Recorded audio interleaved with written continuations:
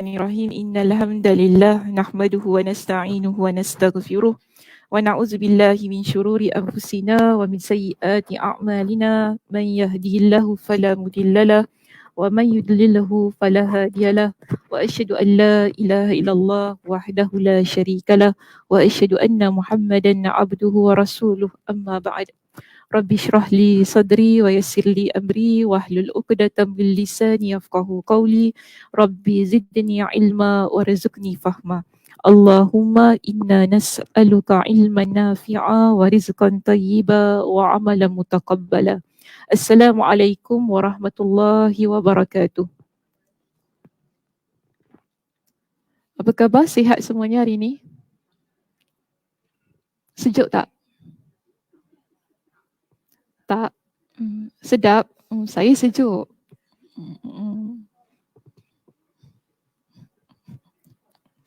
Minta maaf kalau saya makin beringus. Saya kan tak boleh kan, alas sikit. Belum start dah. Saya alas sikit, sejuk kipas apa ni. Okey, hari ini kita akan masuk pada perbincangan yang baru. Perbincangan yang mana ya hari tu? Bab usul fiqh tu. Saya tahu kita ada banyak lagi kan yang nak baca kat situ. Okey, tak apa, tinggalkan sahaja. Kita sepatutnya kita masuk muka surat 306 lah. Tapi saya nak tinggalkan bab usul fiqh ni sebab kalau masuk belakang tu tinggi sangatlah perbincangannya. Tak apalah, tinggalkan. Nanti kan takut pening lah. Okay, tinggalkan saja bab itu. Okay, kita masuk kepada bab yang baru, iaitu bab keutamaan ilmu dan iman. Bermula dari muka surat 331. Okay, bermula dari muka surat 331. Yang penting perbincangan pada minggu lepas, kita sentuh tentang meninggalkan perkara, meninggalkan sesuatu perintah lebih besar dosanya daripada kita melanggar larangan Allah Subhanahu Wa Taala. Dan kita pun dah jelaskan dengan beberapa ayat Al-Quran, hadis Nabi sallallahu alaihi wasallam berkaitan tentang meninggalkan perintah Allah Subhanahu Wa Taala. Okey, jadi tak apa, tinggalkan saja, kita akan masuk terus pada perbincangan bab yang baru, iaitu bab keutamaan ilmu dan iman. Muka surat 331, bab kita yang pertama di sini bertajuk ilmu dan ulama. Okey, kita ada point A di situ, ilmu dan iman.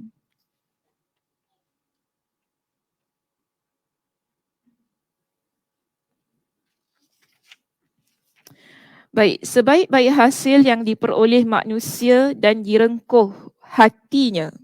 Okey, hati kita ni paling baik yang perlu ada ialah ilmu dan iman. Okey, kenapa? Maka dia jelaskan di sini, dengan kedua hal inilah seorang hamba boleh meraih darjat yang tinggi di dunia dan akhirat. Jadi hati kita perlu ada ilmu dan iman. Okay, dengan ilmu, dengan iman, kita mampu untuk mencapai status ataupun darjat yang tinggi, tak kira sama ada di dunia maupun di akhirat. Oleh kerana itu, Allah Subhanahu Wa Taala menyandingkan keduanya di dalam firman-Nya. Jadi kita ada ayat Al-Quran yang membuktikan hal tersebut, iaitu surah Ar-Rum ayat yang ke-56 di sini. Wa qala allazina utul ilma wal iman. Dan orang-orang yang diberi ilmu dan keimanan berkata kepada orang-orang kafir, laqad labithtum fi kitabillahi ila yaumil ba'thi. Sungguh kamu telah berdiam dalam kubur menurut ketetapan Allah sampai hari kebangkitan. Jadi yang bercakap di sini ialah orang yang berilmu dan beriman kepada mereka yang tidak berilmu dan beriman berkenaan dengan hari kiamat. Kita ada ayat yang kedua di sini, surah Al-Mujadilah ayat yang ke-11, di mana Allah Subhanahu Wa Taala berfirman, yarfa'illahu alladhina amanu minkum walladhina utul ilma darajat. Jadi ada dua di situ, Allah tinggikan darjatnya.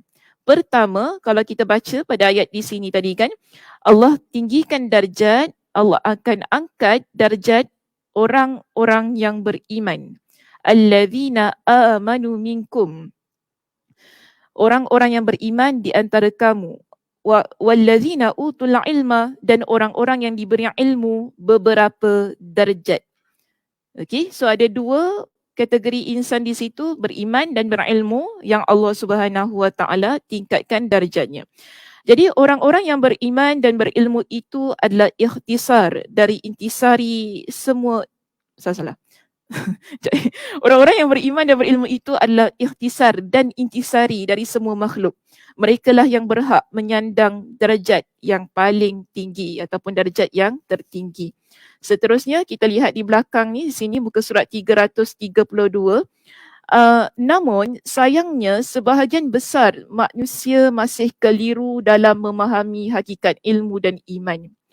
Dua sarana untuk meraih kebahagiaan dan darjat yang tinggi. Jadi Imam Ibn Al-Qayyim kata apa? Kita dah tahu tadi kan, dalam dua ayat tadi disebutkan kepada kita bahawa kalau kita nak dapatkan kebahagiaan hati, pertama di situ kita perlu ada iman, kedua kita perlu ada ilmu. Okay, ataupun ilmu dan iman di sini. Tapi masalahnya yang kita lihat pada hari ini, ramai orang ada iman, ramai orang ada ilmu, tetapi mereka tidak ada hakikat keimanan dan keilmuan yang ada pada diri mereka. Okay, ramai orang ada iman, ramai orang ada ilmu, tapi bagaimana keimanan dan keilmuan yang ada pada diri mereka? Adakah menjadikan dia seorang muslimah yang lebih baik daripada sudut akhlaknya? Okay, daripada sudut tutur bicaranya.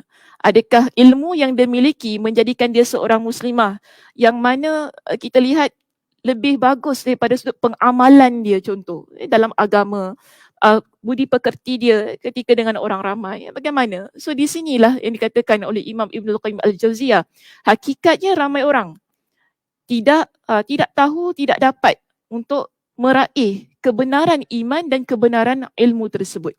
Jadi sebab itu dia kata di sini, akibatnya bila berlaku hal yang sedemikian, masing-masing golongan mengira bahawa ilmu dan iman yang mereka miliki adalah ilmu dan iman yang dapat membuat mereka memperoleh kebahagiaan. Jadi sekarang ni kita syok sendiri tau dengan keimanan kita. Yelah, mentang-mentang kita ni muslimah yang beriman kan, kita pergi kuliah, solat kan, solat tarawih, baca Quran, khatam Quran, setiap bulan khatam Quran, kita syok sendirilah, oh bagus kita ni iman macam tu kan. Kita syok sendiri dengan keimanan kita, ataupun kalau kita ada ilmu, kita pun syok sendirilah dengan ilmu kita. Ini yang dia katakan, ramai orang mereka ni ada masih ramai golongan yang mengira bahawa ilmu dan iman yang mereka ada tu adalah yang paling betul. Dia rasa diri dia bagus, dia rasa ilmu dia yang paling bagus, ilmu dia yang paling betul, sehingga dia nampak semua orang berada pada tempat yang salah. Ataupun kalau dia adalah seorang muslimah yang kita kata mengamalkan keimanan dia, dia akan rasa, oh ni tak bagus, tak betul ni. Saya solat awak tak betul, solat saya paling betul. Macam tu kan? Kadang-kadang kita nampak, kita tengok je kalau kita solat, tapi Mak Isa masa solat tarawih berlaku tak macam tu? Tak tahu. Tengok kan, kita tak tahu, tanya Mak Isa lah. Tanya muslimah-muslimah yang ni yang sukarelawan di masjid ni kan. Kita akan nampak orang rasa apa yang dia buat adalah perkara yang betul.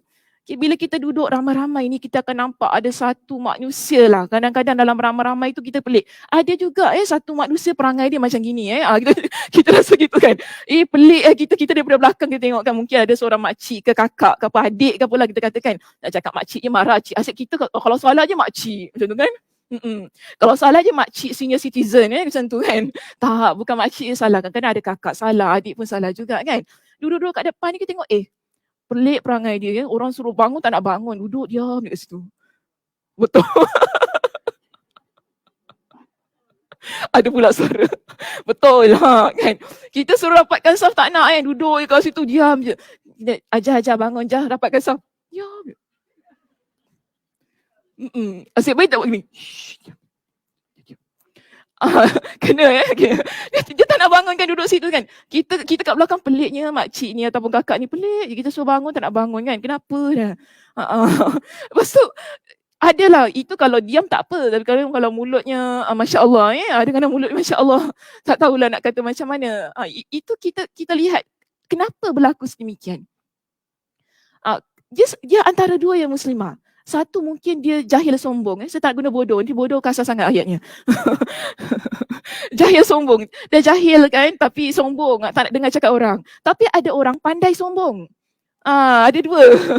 Ada dua kategori. Dah pandai tapi sombong, itu pun masalah juga. So kita lihat diri kita berada pada kategori yang mana. Adakah kita ni jahil sombong ataupun kita bodoh sombong? Pandai-pandailah letak diri masing-masing kat mana. So tak boleh nak nilai. Kita tak boleh nak letak, cik ni memang bodoh sombong, tak elok cakap gitu. Dia kadang-kadang dia pandai sebab dia tak saya kalau siapa sampai dulu dia duduk sini dulu macam gitu kan. Dia macam tu keadaan dia. Tapi kita kena ingat, jangan kerana kebijaksanaan kita ataupun kerana kejahilan kita menyusahkan orang lain. Okay? Jangan kerana kita jahil ataupun kita pandai sangat, kita susahkan ramai orang.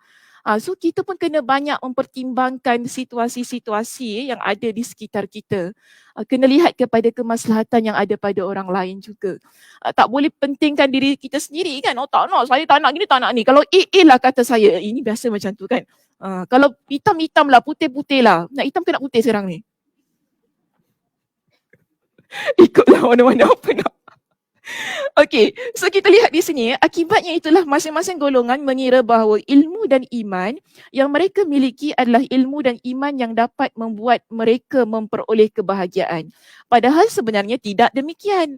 Tak macam tu sebenarnya. Tapi kerana dia rasa dia betul, dia rasa dialah yang paling benar, itulah yang menyebabkan dia syok sendiri dengan keimanan dia, dengan keilmuan dia, sehingga dia tak dapat memperoleh kebahagiaan. Itu yang tadi saya kata, dia menyusahkan orang lain. Okay, justru sebahagian besar dari mereka tidak mempunyai iman yang menyelamatkan dan ilmu yang mengangkat darjat mereka. Jadi ada orang ada iman, tapi keimanan dia tidak menyelamatkan diri dia. Kan? Saya dah bincangkan banyak dah pada sesi-sesi yang lepas. Orang yang beriman, dia mesti ada ciri-ciri dia. Okay, Nabi kata apa? Man kana yu'minu billahi wal yaumil akhir falyakul khairan aw liyasmut, contohnya. Nabi sebut tentang orang yang beriman. Orang yang beriman dengan hari kiamat, orang yang beriman kepada Allah, dia beriman kepada hari kiamat. Orang yang begini dia akan bercakap yang baik ataupun dia diam. Kita nampak di situ. Tapi kalau orang tu dia beriman, namun ucapannya bukanlah ucapan yang baik, ataupun dia tak reti nak diam mulut dia, ada je nak komen, ada je nak cakap kan. Itu pun tak tahu jugalah manusia macam ni. Ada je nak cakap, mesti ada something wrong dengan ada yang dia yang tak puas hati ni kan pada dia.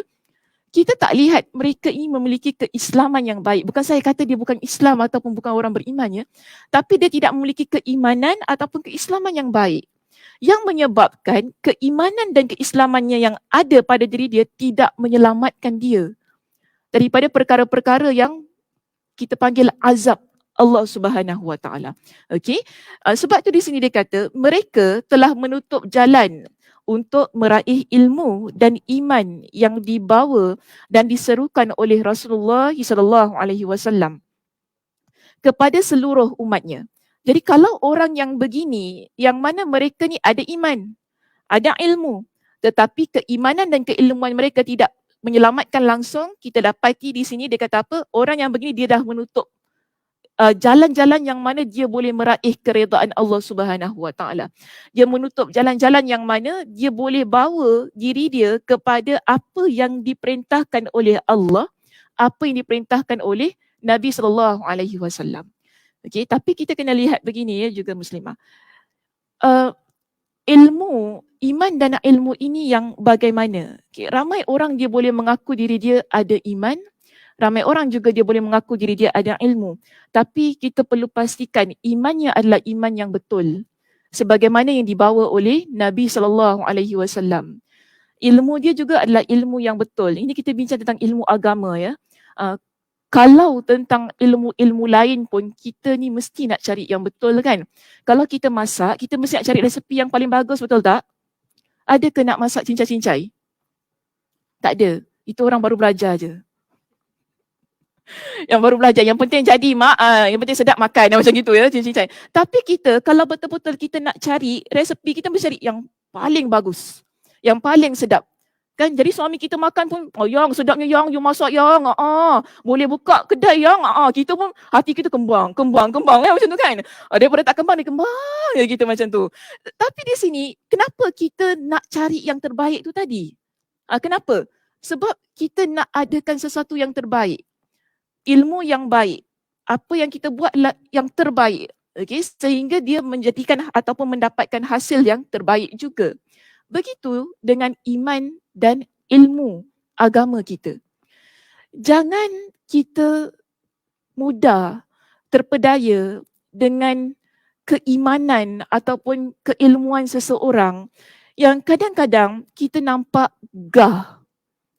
Ya, saya nak cakap tentang mungkin ilmu-ilmu yang tersasar sedikitlah daripada jalan yang dibawa oleh Nabi SAW. Dia kadang-kadang bukan tersasar sedikit ya, tapi tersasar yang begitu jauh. Cuma masalahnya ramai orang ikut. Ya, bila dia lihat ilmu ni adalah ilmu yang gah. Sebab apa? Saya tengok macam ni lah, kita orang Melayu ni, nak cakap orang Melayu ke orang tak Melayu takut marah pula. Orang kita lah, orang-orang kita ni kan, dia tak boleh tau kalau nampak sesuatu yang wow factor lah, kalau bahasa moden kita panggil lah wow factor. Dia kalau nampak satu yang wow factor ni, dia akan mudah terpegun dan terpesona. Kan? Terpesona. Dia macam, Masya Allah sangat ya. Jadi kita kena nilai ilmu yang ada pada diri seseorang. Kita perlu lihat ataupun kita perlu pertimbangkan apakah yang dibawa oleh orang ini sesuatu yang benar, sebagaimana yang diajar oleh Nabi SAW. Kalau kita nampak lain macam, kita nak buat apa? Ikut. Kenapa diam je? Kenapa tak jawab? Kalau kita nampak lain macam, contoh saya kata, kita ada orang kata dengan kita, jomlah kita pergi belajar dekat tempat ni. Bagus tau, ustazah tu bagus. Tapi bukan saya, bukan saya. Saya tahu saya bagus. Aku dah baca. Ustazah tu bagus tau. Engkau kalau pergi dekat dia kan, mesti jiwa engkau tenang je sebab nama dia Sakinah. Tapi bukan Sakinah ni lah, Sakinah lain. Okay, so kawan kita pun dengar cakap, okey lah tak apalah aku try, aku pergi kuliah dia. Kita duduk kelas dia kat mana? Tak, kita buat dekat rumah dia. Tempat dia dah sungguh membimbangkan Sebab begini kita tak boleh ajar ilmu agama sebarangannya. Seseorang yang nak mengajar ilmu agama, kita kena pastikan dia ada license. Macam orang nak bawa kereta. Kita kalau naik kereta, kita berani tak naik kereta orang yang baru-baru belajar ataupun baru bawa kereta. Kita naik Grab kan tiba-tiba, saya baru pas kereta semalam. Agak-agak apa rasanya? Dalam hati mesti berzikir kan, asyhadu an la ilaha illallah wa asyhadu anna muhammadar rasulullah. Ya Allah, kau selamatkan aku sampai. Kita rasa macam tu kan? Sebab apa kita tahu, ni dia baru pas kereta. Sebab dia baru belajar, dia baru pas dan kita pun tak sure macam mana dia bawa kereta tu, okey ke tidak, baru pas. Okay. Cuma saya tak rasalah orang baru pas kereta nak bawa. Cuma lah ini saya bagi contoh kan, kalau kita dengar orang macam tu kan. Ataupun kita bukan naik Grab lah, Grab saya rasa tak boleh. Kalau kawan kita baru pas, bawa kereta kan, kita mesti rasa, ya betul kau nak bawa kereta ni. Kau sure tak? Kita punya gagak-gagak, kau sure tak? Macam tu kan? Aku sure. Kau kena confident dengan aku. Kalau kau tak confident dengan aku, siapa lagi nak confident dengan aku? Macam tu kan? Okey lah, kita pun nak bagi support dekat members ni kan. Dia bawa kereta, bawa. Tiba-tiba terlanggar orang tau. Bukan kereta, terlanggar orang. Senyap je semua. Suspend senyap je semua ni, suspend kan. Dia terlanggar orang kan. Kita yang duduk ni, yang menyaksikan, apa rasanya? Takut kan? Kita takut, alamak macam mana kita dah gabra, kita dah macam-macam lah rasanya kan. Kita dah macam rasa turut bersubahat. Itu bawa kereta. Tapi kenapa kalau kita belajar agama, kita tak fikir macam itu ni saya nak bagi satu pemikiran ataupun satu pandangan, satu worldview yang mana kita dapat fikir Kalau kita belajar agama, lebih-lebih lagi kita nak tahu siapa yang ajar. Kan? Sebab tu kita di Singapura kita kawal. Bukan kita kata oh ni tak bagi kebebasan bersuara. Bukan. Sebab kita tak nak benda yang bukan-bukan menyelinap masuk dalam masyarakat. Nanti akhirnya banyaklah kan yang dia ni cakap benda yang songsang, yang ni cakap benda menyeleweng ni semua. Akhirnya bergaduh. Tak nak macam tu. Kita nak sedemikian. Sebab tu kita kawal. Jadi bila kita nak belajar, kawan kita tadi kata, ada kuliah, Ustazah Sakinah ajar, bukan Sakinah ni, Sakinah lain, okay? Ustazah Sakinah ajar, kau kalau pergi kuliah dia kau tenang, insyaAllah tenang, setenang-tenangnya, kan? Aku kalau pergi kuliah dia, kau tenang kau, aku duduk kuliah dia. Okay, kita pun pergi, kat mana? Dekat rumah dia kat mana? Secret. Kau ikut je aku. Ini dah nampak dia punya red flag, dia punya tanda-tanda lah, okay? Tanda-tanda yang ada something ni, kenapa pula nak secret-secret?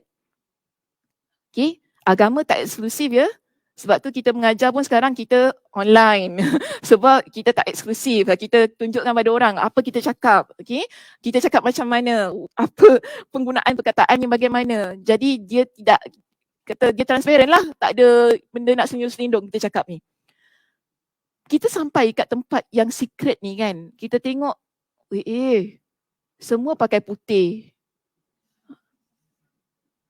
Tiba-tiba kita pakai tudung pink. Minta maaf saya pakai tudung pink kat sini.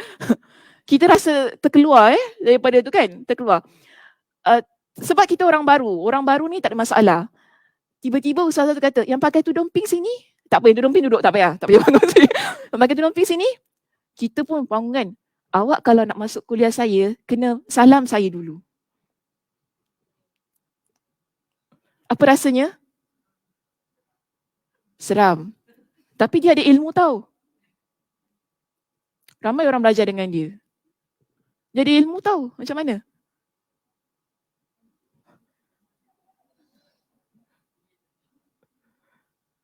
Okey, part ni kita dah boleh fikir ya. Ada sesuatu yang tak kena pada apa yang mungkin dia nak sampaikan. Tapi kita belum dengar. Mungkin, alah kita belum dengar lagi dia nak cakap apa. Tapi dia kata kita, awak kalau dah salam saya tak boleh out tau.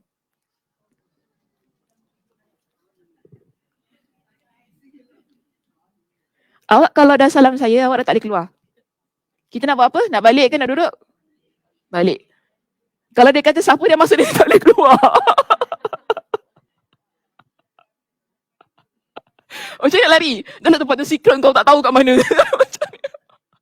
Ya tak ya kan tempat tu secret tak tahu kat mana ni. Bawah tanah tu kan macam mana ni.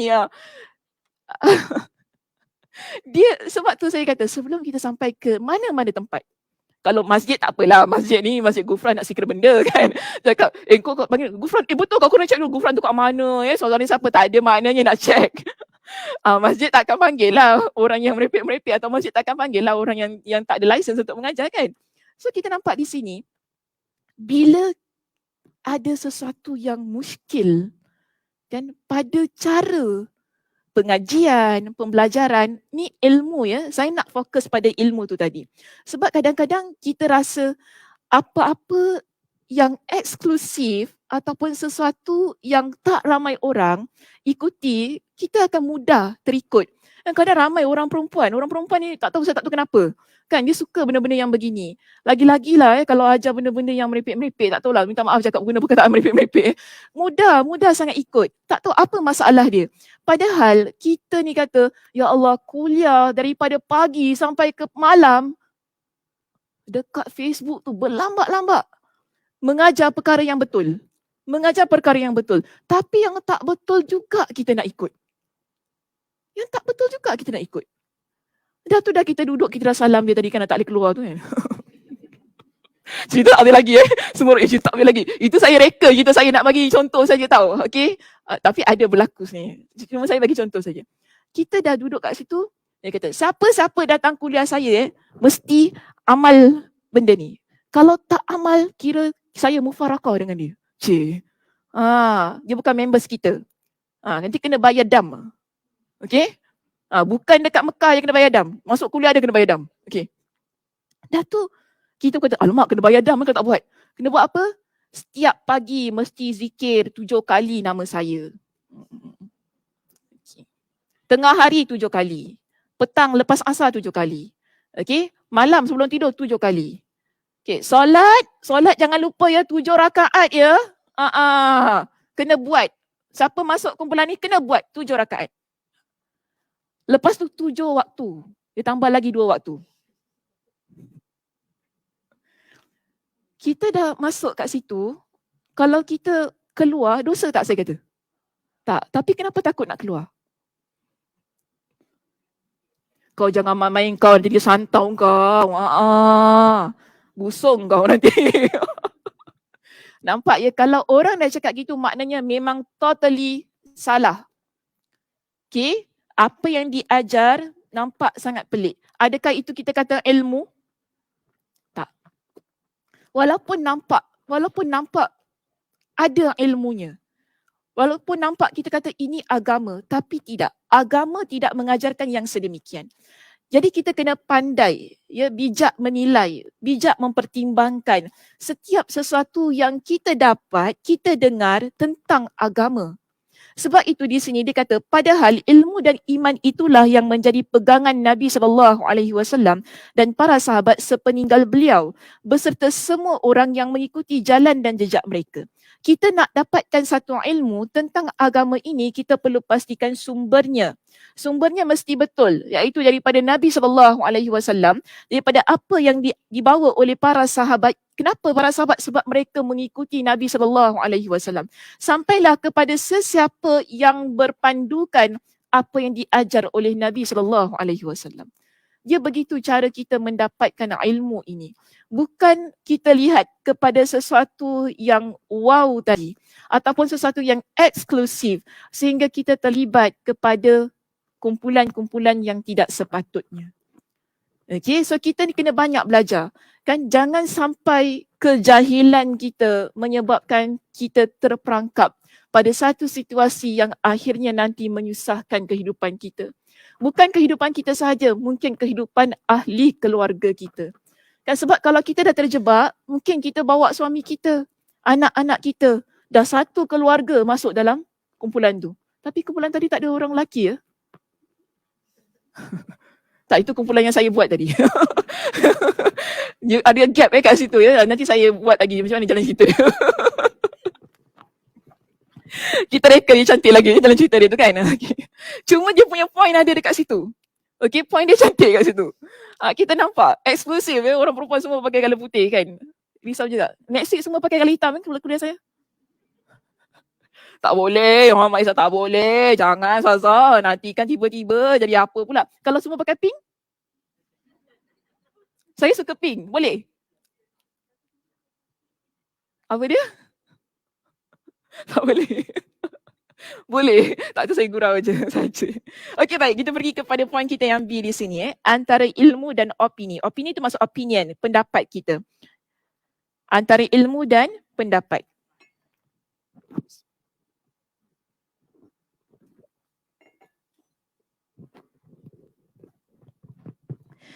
Baik, setiap golongan mengira bahawa ilmu adalah apa yang mereka miliki dan banggakan. Semua orang ada rasa yang begini. Kita ada satu ilmu, ia adalah satu yang kita miliki dan kita akan bangga dengan ilmu tersebut.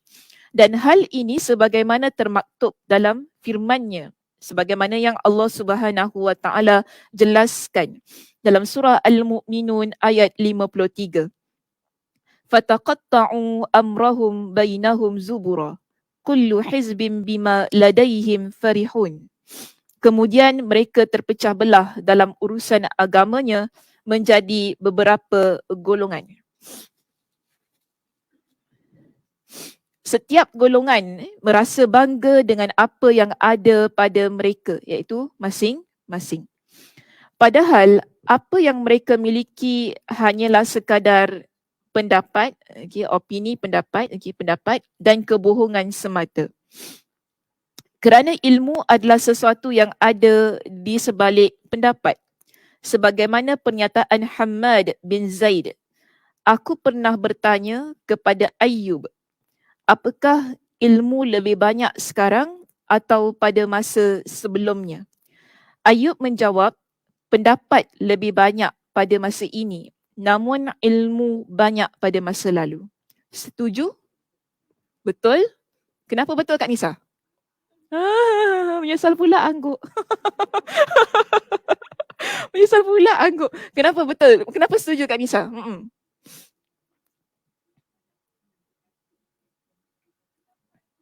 Jangan nangis, jangan nangis. Sebab banyak orang suka bagi pendapat. Walaupun tak ada ilmu. Mak Isa tambah, walaupun tak ada ilmu. Ada je suara. Walaupun tak ada ilmu. Okey. Macam tu ya sekarang. Ada yang lain nak tambah? Sebelah sini pula lah. Yang duduk-duduk. Ya, hari ni saya tak bangun satu hari. Okey. Bangun-bangun lah. Macam mana? Ada nak tambah kat sini? Ada tak? Betul. Sekarang ni semua orang bagi pendapat je banyak. Ilmu tak ada. Setuju? Macam Kak Nisa katakan, semua orang bagi pendapat. Tak ada, tapi tak ada ilmu. Ada benda lain nak cakap? Ada benda lain nak cakap? Ataupun nak explain tentang tadi? Macam mana? Kak Mida nak cakap apa Kak Mida?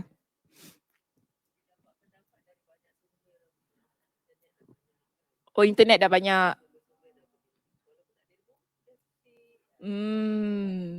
Info banyak. Walaupun kita tak ada ilmu, tapi kita boleh dapat sumber itu daripada luar. So, contoh daripada internet, daripada banyak benda lah, daripada WhatsApp. So, ilmu tak ada, pendapat lebih banyak daripada ilmu.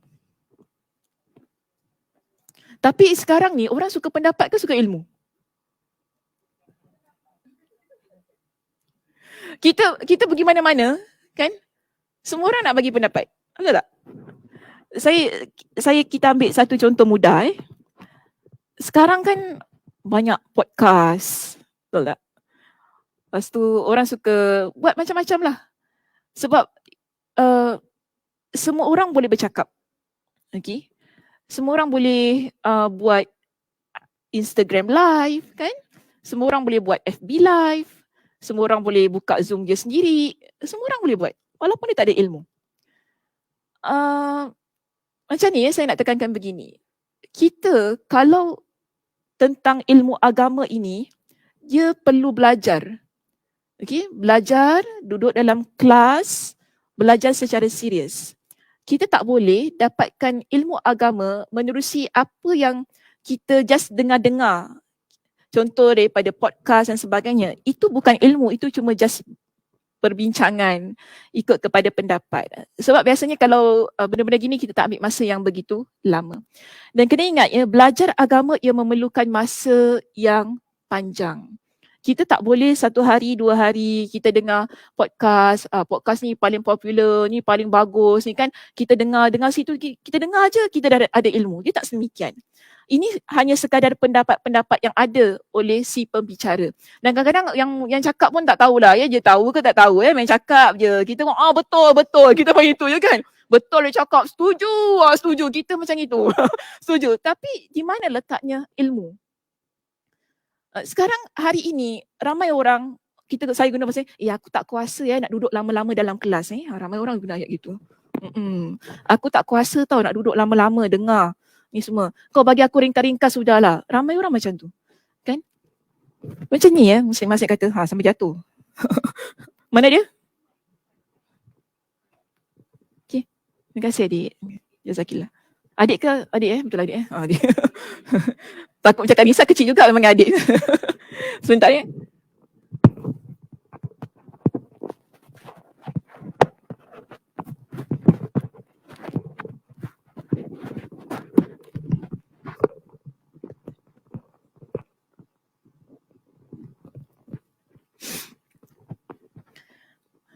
Okey, kita nak belajar tentang agama ni apa pun ya, mesti ingat. Dia mesti berguru dan mesti dalam jangka masa yang lama. Kita nak belajar tentang ilmu tafsir, ilmu hadis, apa pun lah. Faraid ke, contoh ilmu faraid. Dalam fiqh, ilmu fiqh ni kita ada 4 dalam agama kita. Kita ada fiqh jenayah, iaitu fiqh hukum hakam perundangan, jenayah. Hukum perundangan keluarga, fiqhul munakahat dalam agama kita. Kita ada fiqhul muamalat, transaksi jual beli dan macam mana jual beli yang betul. Kita ada fiqhul ibadat, fiqh ibadah kita ada 4. Ada 4. Ilmu fiqh dia begitu banyak dah. Ada 4. Dan dalam salah satu tu kan dah banyak lagi cabang-cabang yang perlu kita ketahui. Jadi ilmu ni dia bukan just kita dengar ilmu agama contohnya, kita dengar lalu kita ambil pendapat dia dan kita amalkan. Dia bukan sedemikian. Tapi ia memerlukan kepada proses pembelajaran yang lama. Okey? Macam saya, takkanlah kita nak duduk sini, kita nak mengajar, kita cuma dengar podcast kan? Tak boleh kan? Mesti kita nak kena belajar, masuk madrasah, kemudian pergi college, dari college masuk universiti, dah tu baru kita graduate, daripada situlah baru kita ada kelayakan untuk mengajar. Dia sedemikian. Maknanya ada proses yang panjang. Okay, saya belajar berapa lama teka? Lama, sampai dah penat. Lama, okay, sekolah kat Sagau 10 tahun kan. Lepas tu pergi Ma'had Tafiz kat Melaka 3 tahun. 13 tahun. Dah tu kerja sekejap. Rasa ilmu tak ada banyak sangat. Sambung lagi 3 tahun. Tu sambung lagi 2 tahun. Sambung lagi 5 tahun. Tak stop-stop. Mak saya dulu, tak habis-habis kau belajar. Tak habis-habis kau belajar. Tak habis-habis kau belajar tu. Sampai orang sindir kita kan, dah sudah-sudah lah orang perempuan ni belajar, akhirnya masuk dapur juga. Setuju ke cakap gitu? Kita orang perempuan akhirnya masuk dapur juga, tak payah belajar. Bingit Bingit kan orang cakap gitu kan. Apa ni? Dia downgrade kita orang perempuan. Nabi tak pernah larang orang perempuan untuk belajar. Nabi buka kelas untuk orang perempuan belajar. Ada wanita datang jumpa dengan Nabi. Dia kata, kita tak puas hatilah sebab orang lelaki ni selalu dengan Nabi kan. Sebab apa? Nabi imam solat kan. Lepas solat tu mereka boleh duduk-duduk dengan Nabi. Duduk dengan Nabi, tanya tu, tanya ni. Mereka tak ada kesempatan. Sebab dulu lain konteksnya orang perempuan dengan orang lelaki dia tak nampak lah, tak jumpa kan dekat belakang kan. Jadi dia kata dengan Nabi, sediakan kepada kami dengan satu masa supaya kami dapat belajar. Nabi tak kata, tak, orang perempuan duduk rumah masak je. Nabi tak kata gitu dengan dia. Nabi kata, okey, saya buat 1 hari, 1 masa untuk wanita, kumpulkan orang perempuan belajar. Akhirnya belajar orang perempuan dengan Nabi SAW. Dalam seminggu tu Nabi peruntukkan 1 hari. Jelas kepada kita Nabi SAW ataupun saya nak kata dalam agama kita tidak pernah menghalang orang perempuan untuk belajar. Nak belajar, belajarlah. Yang penting ilmunya betul. Jangan ilmu sakinah yang lagi satu tadi. Kalau ilmu sakinah tu memang itu jangan. Okay? Itu bahaya. Itu tinggalkan saja. Tapi kalau kita ada peluang, maknanya kita ada masa untuk belajar, pergi ke kelas, belajar. Itu paling bagus. Paling bagus. Bukan kelas ini saja, mungkin ada kita ada banyak tempat yang sediakan sijil pengajian Islam contohnya. Ataupun ada dulu saya mengajar dekat Institut Pengajian Az-Zuhri. Ada macam-macam ambil diploma tau, jangan main diploma pengajian Islam. Bukan, diploma pengajian Al-Quran dan As-Sunnah. Dia belajar hadis, belajar takhrij hadis. Masya Allah. Nampak effort nak belajar agama tu kan. Agama yang kata dengan satu sistem yang lebih berstruktur ataupun sistem yang lebih berstruktur untuk belajar tu. Tak apa, ikut je kepada keselesaan dan kemudahan masing-masing. Kalau ada masa, persilakan. Tapi kalau dapat datang kuliah-kuliah gini pun dah okey dah sebenarnya. Kan? Cuma sentiasa perbaiki, upgrade ilmu kita. Okay, upgrade, cari lagi sampaikan kita dapat ilmu yang betul-betul mantap sehingga kita tahu dan kita yakin inilah sebenarnya yang diajarkan oleh agama kita. Agar bila ada datanglah hal-hal yang menyeleweng tadi, kita tak mudah terpesona, terikut, kita tak mudah untuk terpedaya dengan apa yang orang beritahu kepada kita. Okay, jadi sekarang ini yang kita lihat pendapat lebih banyak daripada ilmu. Cuba filter. Okey, usaha kita filter apa yang kita peroleh tentang ilmu agama. Dapatkan ilmu agama yang betul-betul, ilmu agama yang benar-benar diajar berdasarkan kepada dalil, reference yang kuat, supaya kita mudah untuk beramal dengan ilmu tersebut. Bukan saya kata tak boleh nak dengar podcast ke apa-apalah yang ada, yang biasa dirakam oleh mereka yang mengeluarkan pendapat, itu tak kisah. Dengar saja. Kadang-kadang kita ada contoh firman dan sabda kan, okay, sebut juga firman dan sabda, nanti dengar suara saya. Firman dan sabda, kita ada promote sekali ya, firman dan sabda. Kita ada sekarang ni Warna ada Fitra, satu channel podcast khas dengan Masjid Al-Hir. Mereka buat satu perbincangan. So kalau kita dapat dengar, tak ada masalah. Cuma dia taklah sampai ke dalam-dalamnya ilmu yang kita dapat. Dia just perbincangan, orang kata touch and go saja. Tapi takkan kita nak ada ilmu yang touch and go. Kita nak ada ilmu yang betul-betul mendalam, yang mana bila kita dapatkan, kita rasa yakin untuk amalkan.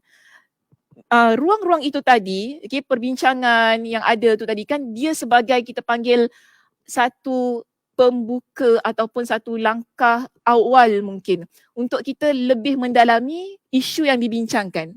Okay, mungkin dia bincangkan tentang isu rumah tangga. So kita fikir, kenapa Nabi cakap gini? Mari kita cari lagi ilmu yang lebih betul, bukan maksud yang lebih dalam lagi berkenaan dengan hal tersebut. Dan sebab macam ni lah, saya susah sikit macam ni. Orang perempuan biasa kan, kalau mesej saya, ni tanya, Ustazah, dia masih cerita pasal darah dia tau. Dia ada isu pasal darah haid dia gitu, gini kan. Nanti kita, saya 3 hari tak datang. Lepas tu saya datang. Lepas tu dia stop. Lepas tu dia main cak-cak lagi. Kan? Minta maaf kalau ada sesiapa, ni saya online juga. Saya cakap terus terang. Saya tak reply apa-apa DM di Facebook saya dan juga IG saya berkaitan dengan soalan-soalan agama. Minta maaf. Sebab apa? Saya nak anda belajar. Sebab nanti dia jadi sedap. Dulu saya jawab. Bila kita jawab, kita jadi pusat pertanyaan. Faham pusat pertanyaan? Bila setiap kali dia ada masalah, dia akan tanya. Dia tanya. Dia jadi thread yang panjang. Okay? Kita tak ada masa yang banyak untuk layan ramai orang begitu. Tidak. So maknanya, apa solusinya? Anda kena belajar. Belajar tentang darah haid. Bila kita ada basic, kita ada ilmu, darah kita datang macam mana, on cak-cak ke apa, kita tahu nak buat apa. Okay, maknanya you tak gabrah, you ada ilmu. Tapi bayangkan kalau tak ada ilmu, itu masalah. Sebab tu kena belajar. Apa pun masalah, okay, bila kita ada sesuatu yang berlaku, namun kerana kita ada ilmu yang betul, kita dapat atasinya dengan baik. Kalaupun kita kata yes, kita kena tanya dengan asatizah yang bertauliah, yang pakar tentang hal itu, tanya. Betul, tanya. Tapi kena rujuk pada yang lebih pakar lah daripada saya. Sebab kadang kalau saya jawab pun saya akan kata, cuba tanya ustaz ini sebab dia lebih tahu daripada saya. Saya akan cakap begitu. Kerana apa? Kalau kita tak nak buka ataupun tak nak peruntukkan masa kita untuk belajar, itu yang menyebabkan kita akan lebih selesa dengan pendapat demi pendapat. Kalaupun saya jawabkan, itu satulah masalah orang perempuan, masalah darah. Satu masalah rumah tangga. Kan? Semua mesti nak tanya masalah rumah tangga. Saya tak kerja dekat mahkamah syariah. Saya bukan kaunselor rumah tangga. So anda kena rujuk kaunselor rumah tangga yang bertauliah untuk dapatkan. Sebab saya akan berikan pendapat saya semata-mata nanti. Yang akhirnya kena juga rujuk kepada kaunselor rumah tangga juga. Kan dia tak berhenti pada saya. So nanti kena rujuk juga kepada kaunselor rumah tangga, kena pergi mahkamah syariah. Dia sedemikian. Jadi carilah jalan yang lebih mudah. Okay, jangan tanya ustazah nak tanya gini, nak tanya ni, suami saya gini, suami saya gini. Satu benda, ada banyak perkara-perkara yang terlampau peribadi yang kadang-kadang jangan terlampau ceritakan kepada orang yang anda tak berapa kenal. Ya. Awak tak kenal saya siapa. Mungkin cuma kenal Ustazah Sakinah lah. Dia ni boleh bagi pendapat betul. Tapi saya orang luar. Yang tadi saya kata kita tidak ada tauliah untuk memberikan nasihat tentang rumah tangga ataupun kita bukan kaunselor tu tadi untuk berikan pendapat yang betul. So cuba cari orang yang betul-betul yang mana boleh memberikan nasihat yang sebenar-benarnya tentang hal tersebut. Okay, kalau sikit-sikit tak apalah. Boleh saja saya berikan pendapat berdasarkan kepada apa yang berlaku pada zaman Nabi dan sebagainya, boleh. Tapi kalau dah sampai terlampau dalam cerita itu, cerita ni, dia jadi tak seronok. Kadang-kadang sampai membuka aib orang lain, saya tak sedap. Okay, saya tak suka. Jadi sebab itu, usaha ya, Kalau kita banyak belajar, kita akan lebih memahami bagaimana cara untuk mendapatkan ilmu yang betul, tempat yang betul supaya dapat dirujuk kepada satu sumber yang lebih reliable lah untuk kita pegang. Jadi kita ni tak terkapai-kapai. Dan kalau ada apa-apa berlaku, ya, jangan gabrah. Mohon, jangan terlampau gabrah sangat, takut sangat gitu kan, dosa ke apa ke, jangan terlampau sedemikian. Dia satunya begini, apa pun yang berlaku dalam hidup kita, kalau kita buat ia dalam keadaan yang kita tidak tahu, dia tak dosa ya, kena ingat begitu. Allah Subhanahu Wa Taala Maha Pengampun. Mungkin kita ada buat something yang kita tak ada ilmu selepas itu, pada waktu itu orang pun beritahu, oh awak salah gini-gini, jangan terlampau kita, saya dosa sangat ke, gini ke, oh saya gini, jangan terlampau gabrah lah maksud saya. Kena tenang dan fahami bahawa dalam hidup ini kita pasti ada buat perkara yang salah. Tidak ada manusia yang buat perkara yang betul daripada awal hidupnya sampai ke hujung hayat dia. Mesti ada perkara yang kita terselek sikit dalam hidup kita ni. Dan yang menyebabkan kita belajar. Kalau kita tak buat salah, kita tak belajar, betul tak? Kita akan belajar daripada kesilapan kita. Daripada situlah kita akan terus nak belajar, kita akan terus nak ada ilmu yang akhirnya menyebabkan kita ni jadi seorang muslimah yang betul-betul belajar untuk kebenaran.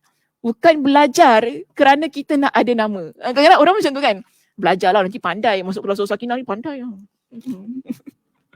Sebab jangan doktor. Macam tu kan. Okey, seterusnya kita pergi kepada program berikutnya. Baik, di sini. Orang yang mendalam ilmunya akan boleh membezakan mana termasuk ilmu dan mana pula termasuk pendapat. Ini penting. Kalau kita ada satu lifestyle ataupun kehidupan yang sentiasa dekat dengan majlis ilmu, kita akan dapat bezakan adakah ini pendapat, adakah ini ilmu. Jadi bila kita ada satu prinsip yang sedemikian ataupun satu ilmu yang dapat membezakan, kita tak mudah untuk pergi kepada tempat ataupun kepada ilmu-ilmu yang menyeleweng. Kita akan terus pergi kepada satu tempat ataupun kita akan mendengar hal-hal yang lebih mendatangkan manfaat kepada kita. Baik, seterusnya. Banyak sudah kitab atau buku yang dikarang oleh manusia, pembicaraan, perdebatan dan adu kekuatan nalar. Nalar itu maksudnya pemikirannya pun sudah banyak dilakukan. Namun ilmu yang hakiki terlepas dari sebahagian besar hal-hal tersebut. Sebab itu saya nak datangkan dengan satu athar. Ada seorang tabi'in. Tabi'in ni dia hidup pada zaman selepas sahabat. Dan ada sebahagian tabi'in yang sempat bertemu dengan para sahabat Nabi radhiyallahu anhum. Jadi tabi'in ini namanya Ibn Sirin. Ibn Sirin dia berikan dengan satu pendapat. Dia kata begini. Inna hazal ilma dinun. Sesungguhnya ilmu ini adalah agama. Maksud ilmu dalam ungkapan kata dia ialah ilmu hadis, okay, ilmu fiqh kita, ilmu Al-Quran, tafsir. Dia kata ilmu ini adalah agama, din. Apa pun yang kita belajar, ia akan bawa kita menjadi seorang muslimah yang beramal dengan ilmu tersebut dan akhirnya kita beramal dengan agama kita. Tapi dia jelaskan di situ, fanzuru amman ta'khuzu dinakum. Tapi hendaklah kalian lihat daripada siapa kalian ambil ilmu kalian. Ini pesanan dia. Kita belajar ilmu tafsir, ilmu hadis, apa pun ilmu tentang agama ini perlu dilihat daripada siapa kita ambil ilmu tersebut. Orangnya bagaimana? Siapa yang mengajar? Sumbernya apa? Okay, sumbernya apa? Jika benar, benarlah apa yang dia sebutkan. Tapi yang menjadi persoalannya di sini, dia kata ilmu, ilmu kalau kita nak lihat dia betul-betul adalah ilmu yang dibawa oleh Nabi SAW. Lihat muka surat yang berikutnya 333. Ilmu yang sesungguhnya adalah sesuatu yang dibawa oleh Nabi SAW dari Allah Subhanahu Wa Taala. Jadi ini ilmu yang benar. Sebab itu bila kita lihat siapa yang mengajar ataupun daripada siapa kita ambil ilmu agama ini, kita perlu lihat kepada sumber yang paling atas. Ilmu yang didapati daripada Nabi SAW, Kemudian ilmu itulah yang Nabi SAW dapat daripada Allah Subhanahu Wa Taala. Sumbernya mesti sedemikian. Ilmu apa pun dalam agama ini, dia tak boleh tiba-tiba, oh saya dapat ilmu ni pendapat Ustazah Sakinah. Macam tu, dia tak boleh sedemikian. Okey, apapun pendapat, walaupun saya keluarkan pendapat saya, kena lihat pendapat dia berdasarkan apa. Ada tak pendapat dia itu berdasarkan daripada Al-Quran, daripada hadis Nabi, ataupun pendapat ulama yang muktabar. Sebab pendapat ulama yang muktabar ini juga mereka menggunakan Al-Quran dan hadis Nabi SAW sebagai panduan untuk mengeluarkan pendapat. Okey, jadi apapun pendapat tu tadi, yang kita nak bezakan adakah ia benar ataupun ia salah, lihat dulu sumbernya bagaimana dan orang yang mengajar ataupun orang yang mengeluarkan pendapat itu dia dapat daripada mana sumbernya. Kalau jelas dan tepat sebagaimana disebutkan di sini, maka jelas dan tepatlah hal itu. Dan di sini kita lihat dalam surah Ali Imran ayat yang ke-61. Allah Subhanahu Wa Taala mengingatkan kepada kita. Faman hajjaka fihi min ba'di ma ja'aka minal ilm. Siapa yang membantahmu dalam hal ini setelah engkau memperoleh ilmu.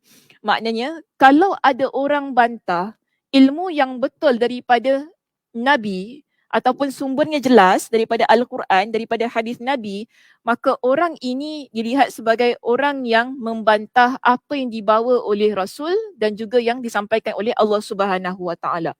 Sebab itu dalam surah Al-Baqarah ayat 120, Allah Subhanahu Wa Taala menguatkan lagi statement dekat atas ayat Al-Quran di atas ini. Wala inittaba'ta ahwa'ahum ba'dallazi ja'aka minal ilm. Dan jika engkau mengikuti keinginan mereka setelah ilmu, iaitu kebenaran sampai kepadamu.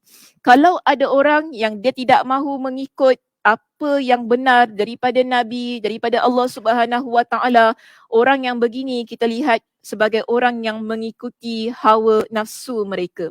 Dan sebab itu di sini Allah Subhanahu Wa Taala kuatkan lagi firman-Nya yang ada di atas, anzalahu bi'ilmi. Dia menurunkannya dengan ilmunya, iaitu Al-Quran. Apa-apa yang berkaitan tentang agama ini, ianya diturunkan dengan ilmu Allah Subhanahu Wa Taala. Iaitu maksudnya di dalam Al-Quran itu terdapat ilmu Allah Subhanahu Wa Taala. Okey, kita lihat pada perenggan di sini. Saya nak ambil sebagai perenggan kita yang terakhir. Semakin masa menjauh dari fasa diturunkannya ilmu itu, Al-Quran turun dengan antara kita dan masa diturunkan Al-Quran itu jaraknya sudah begitu jauh. Okay, Nabi SAW sudah lama meninggalkan kita. Jaraknya begitu jauh. Sebab tu dia kata semakin masa menjauh, kita dah terlalu jauh sangat dengan masa diturunkannya ilmu itu Al-Quran itu. Semakin hal itu mendorong ramai orang untuk menganggap angan-angan dan bisikan-bisikan yang terlintas dalam fikiran mereka sebagai ilmu. Jadi bila Al-Quran, masa penurunan Al-Quran dengan masa kita ini dah terlampau jauh. Ramai orang menganggap bahawa bisikan ataupun pendapat mereka adalah sesuatu yang boleh dianggap sebagai ilmu. Lalu dia kata mereka menulis sebab berpelbagai buku tentang hal ini, mengeluarkan biaya iaitu fund yang begitu besar dan menghabiskan waktu yang tak ternilai. Mereka mengisi lembaran demi lembaran dengan hal-hal yang terlintas dalam pemikiran mereka itu. Padahal semua itu hanya membuat hati mereka semakin gelap.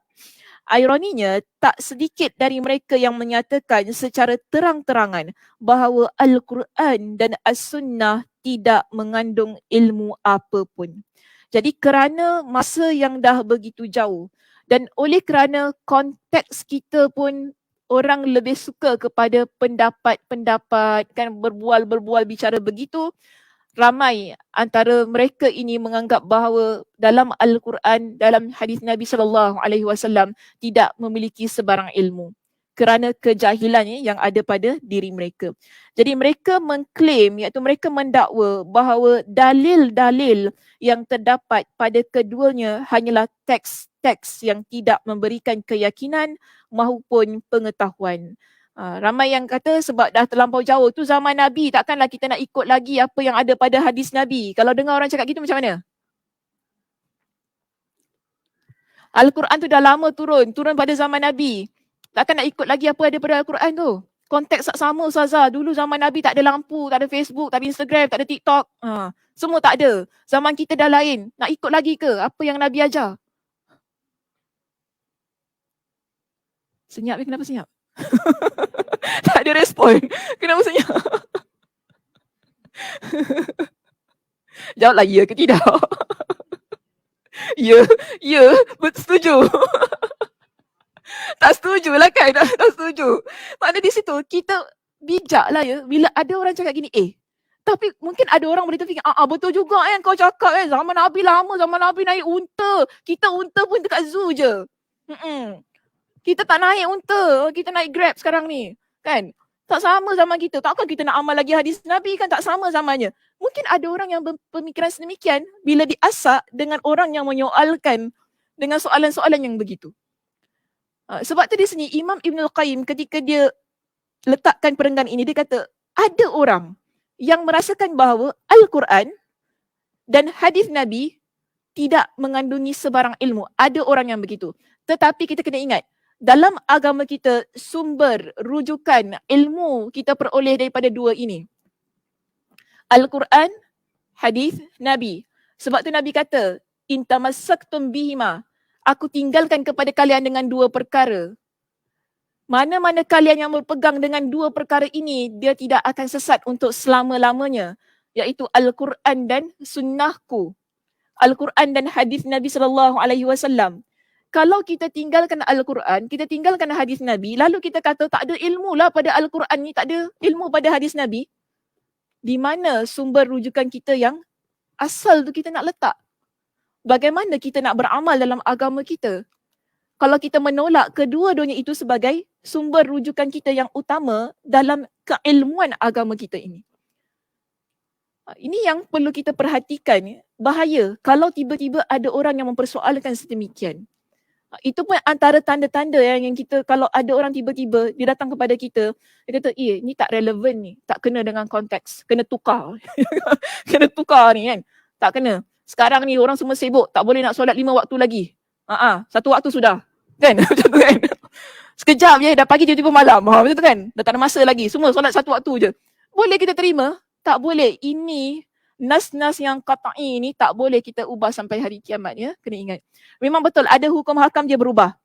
Kan ada hukum hakam dia berubah. Lihat kepada keadaan, konteks. Tapi ada hukum hakam yang tak boleh berubah sampai hari kiamat. Contohnya solat. Solat tetap wajib sampai bila-bila. Rakaatnya 5. Rakaatnya 5 pula. Rakaatnya. Ajaran sesat pula saya ni. Ajaran. Rakaatnya kalau 2 rakaat. Subuh 2 rakaat lah. Okay, tak boleh kata 1 rakaat pula. Kan tiba-tiba nak tukar, tak boleh sekarang susah orang nak bangun subuh. Kita kena tukar 1 rakaat je sudah. Senang kita ni. Setengah rakaat pun boleh lah Ustazah. Tak boleh lah macam itu kan. Kita kalau dengar orang ni, itu pendapat. Itu pendapat dia. Pendapat yang menyeleweng. Yang kita kata, pendapat dia itu tadi jelas kepada kita, tidak ada panduannya daripada Al-Quran dan As-Sunnah. Sedangkan Al-Quran dan As-Sunnah itu mengajarkan kepada kita dengan ilmu yang betul untuk kita beramal dan mendapatkan pahala daripada Allah Subhanahu Wa Taala. Dan seterusnya dia kata di sini, fenomena ini terjadi kerana syaitan telah membisikkan dan mengumandangkan semua ini di tengah-tengah mereka. Hingga hal ini disampaikan oleh orang-orang yang dekat kepada yang jauh. Okay, tak apalah, yang belakang tu nanti kita sambung pada minggu depan. Cuma yang pentingnya saya nak kata begini ya. Nabi SAW, kita ambil ini sebagai perbincangan kita yang terakhir. Kita tutup perbincangan kita dengan sebuah hadis Nabi SAW. Kenapa pentingnya kita jadi orang yang belajar? Atau kenapa pentingnya kita ni jadi seorang muslimah yang dekat dengan majlis ilmu? Saya dah banyak kali jelaskan, ada banyak keutamaan bagi mereka yang duduk dalam majlis ilmu ataupun bagi mereka yang keluar untuk belajar mencari ilmu agama ataupun belajar untuk mendapatkan keredaan Allah Subhanahu Wa Taala. Dalam sebuah hadis yang sahih, Nabi SAW telah ingatkan kepada kita, orang yang mana dia berjalan untuk menuju satu tempat bagi mencari ilmu agama ini, Allah Subhanahu Wa Taala akan mempermudahkan baginya jalan untuk menuju syurga. Itu satu keutamaannya yang boleh kita dapat. Kita kalau jadi seorang muslimah yang rajin belajar, belajarnya kerana Allah untuk mencari kebenaran supaya pengamalan kita adalah pengamalan yang betul, supaya kita dapat membezakan mana yang pendapat, mana ilmu, kita dapat bezakan mana yang betul, mana yang salah. Satu Allah bagi ni yang takkan luput pada dia, iaitu Allah akan mudahkan bagi dia jalan menuju ke syurga Allah Subhanahu Wa Taala. Okey. Ada beberapa lagi keutamaan yang Nabi SAW jelaskan kepada kita di dalam hadis ini. Nabi kata begini, wa innal malaikata la tada'u ajnihatiha. Dan sesungguhnya para malaikat itu akan meletakkan sayapnya kepada orang yang menuntut ilmu. Ridaan li talibil ilm. Ridaan maksudnya sebagai satu keredaan dia, maknanya dia reda. Kita datang ke majlis ilmu, kita berjalan untuk belajar, untuk mencari keredaan Allah Subhanahu Wa Taala dalam belajar ini, malaikat akan meletakkan sayapnya kepada orang yang begini. Seterusnya, Nabi SAW juga menyebutkan, wa innal alima la yastaghfiru lahu man fis samawati wa man fil ard. Orang yang dia belajar, orang yang berilmu, makhluk yang ada di langit, makhluk yang ada di bumi akan memohon ampun untuk dia kepada Allah. Sebab tu penting kita sentiasa jadi orang yang nak belajar dekat dengan majlis ilmu. Mudah-mudahan kita memperoleh keutamaan sedemikian. Ya. Makhluk yang ada di langit, iaitu para malaikat, burung-burung yang berterbangan di atas bulan, bintang, bahkan yang ada di bumi ini, kan bumi ni pun ada banyak dah makhluk ni. Jin. Kita manusia, kita kalau di kalangan kita sendiri ya, bila kita nampak orang yang memberikan kita dengan ilmu, kita mesti doakan kebaikan untuk dia kan. Kita doa yang baik-baik untuk dia, Masya Allah, terima kasih, mudah-mudahan Allah berikan awak syurga. Kita nampak sedemikian ya, bila kita mengajar, ada orang datang doakan kepada kita, jelas apa yang disebutkan oleh Nabi SAW di sini. Sehingga Nabi kata apa? Hattal hitanu fil ma, yang memohon keampunan untuk kita yang belajar ini bukan sahaja penduduk yang ada di langit, bukan sahaja penduduk yang ada di bumi, bahkan ikan yang ada di dalam lautan pun akan turut meminta keampunan kepada Allah untuk kita yang nak belajar kerana Allah Subhanahu Wa Taala itu tadi. Indah diri orang yang berusaha untuk dekat dengan ilmu yang benar. Indahnya diri orang yang betul-betul mereka ini saya kata berjihad. Jihad ni maksudnya berusaha, bukan jihad pergi perang. Jihad yang berusaha ni, yang betul-betul dia bermujahadah, melawan hawa nafsunya. Sebab bukan mudah kita nak duduk dalam kelas, duduk sini dengar saya membebel 1 jam setengah, bukan mudah. Dia perjuangan kan. Banyak kali saya kata dia perjuangan. Nak duduk dengar suara Sakinah. Okey, lagi. Cakap lagi. Bukan mudah. Kita dengan ngantuk lagi pagi-pagi kan. Mungkin kalau budak-budak masuk sekolah, nak hantar budak sekolah, budak merengek apa. Perjuangan. Betul-betul perjuangan. Kita nak bangun, kalau kita single, kita nak bangun ni lebih baik aku tidur, tengok dekat online je lagi bagus. Macam tu kan. Perjuangan yang besar untuk kita duduk dalam majlis ilmu ini. Tapi kita kena ingat, ada banyak keutamaan yang Nabi SAW sebutkan itu tadi. Sehingga kita layak untuk mendapatkannya kerana kita bergelar talibul ilm. Orang yang menuntut ilmu. Sebab itu Allah Subhanahu Wa Taala berikan dengan satu keutamaan yang lain. Sebagaimana yang disebutkan oleh Nabi SAW dalam sebuah hadis yang lain. Nabi kata apa? Majtama'a qaumun fi baitin min buyutillah. Tidaklah melainkan ada satu kaum yang mana ataupun satu kumpulan. Kita anggap ni semua yang ada kat sini sebagai satu kumpulan yang besar. Mereka ini datang berkumpul fi baitin min buyutillah, yang mana mereka berada pada rumah-rumah Allah. Sekarang berada di mana ni? Rumah Allah. Nabi kata apa? Illa nazalat alaihimus sakinah. Melainkan akan turun kepada mereka dengan sakinah. Sakinah turunkan betul?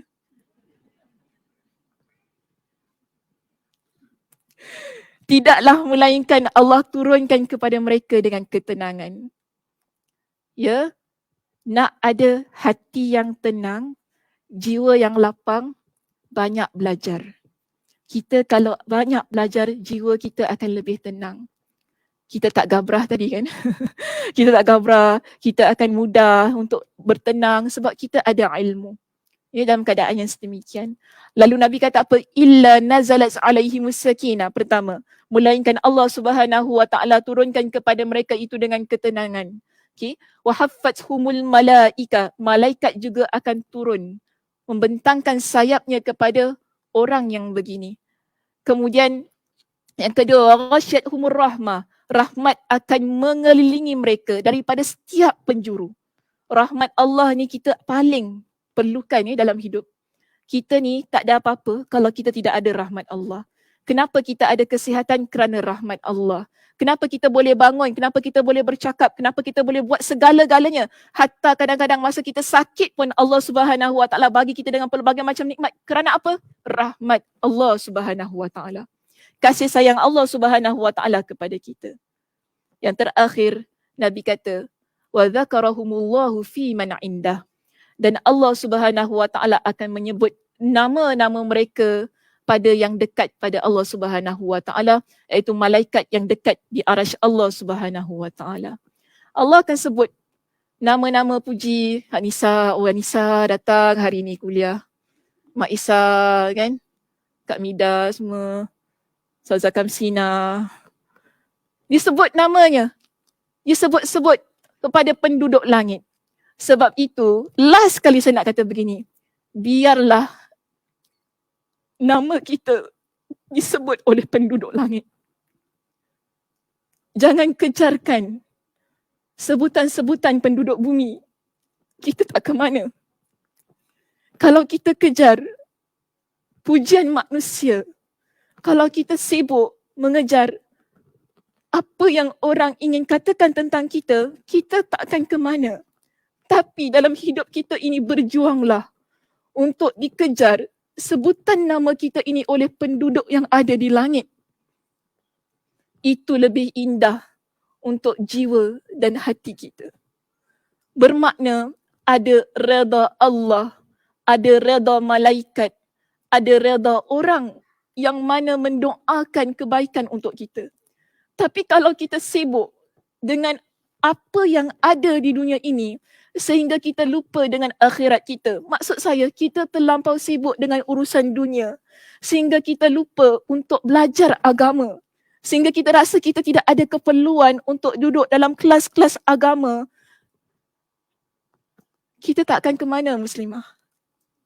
Kerana yang akan kita bawa adalah agama kita, yang kita amalkan itu tadi kan, untuk kita bawa ke liang lahat.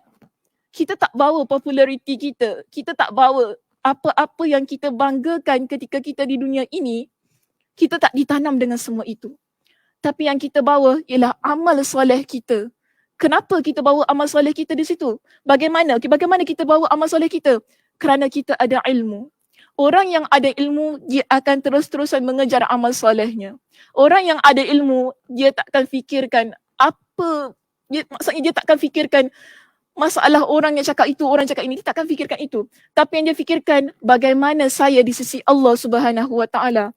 Adakah Allah Subhanahu Wa Taala menyebut-nyebut nama saya di sisi para malaikatnya? Adakah Allah Subhanahu Wa Taala memuji saya di sisi para malaikatnya sehingga berdengung-dengung nama saya di sisi para malaikat itu? Itu yang perlu kita kejarkan. Ubah mindset kita tentang hidup. Ubah lifestyle kita, cara hidup kita, gaya hidup kita. Jadikan diri kita seorang muslimah yang lebih dekat dengan ilmu. Mudah-mudahan hati kita, jiwa kita juga lebih dekat kepada Allah Subhanahu Wa Taala. Okey, itu sahaja perbincangan kita untuk pagi ini. Terima kasih di atas perhatiannya. Mudah-mudahan Allah Subhanahu Wa Taala memberikan kepada kita dengan kesihatan, kelapangan masa untuk terus-terusan menuntut ilmu Allah Subhanahu Wa Taala. Saya tutup dengan tasbih kafarah. Subhanakallahumma wa bihamdika asyhadu an la ilaha illa anta astaghfiruka wa atubu ilaik. Assalamualaikum warahmatullahi wabarakatuh.